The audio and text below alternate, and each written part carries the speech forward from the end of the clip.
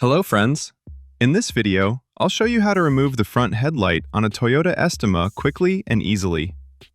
To get started, we need to remove these two upper mounting bolts.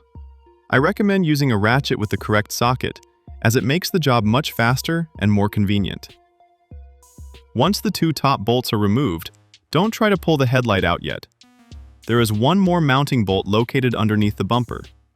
Because of this, the front bumper must be removed before the headlight can be taken off completely. The third bolt is located right here, underneath the bumper. After all three bolts have been removed, you can carefully take out the headlight assembly without damaging any clips or surrounding body panels. If you're not sure how to remove the front bumper on a Toyota Estima, be sure to watch my next video. In that video, I'll show you the entire bumper removal process step by step. Let's get started.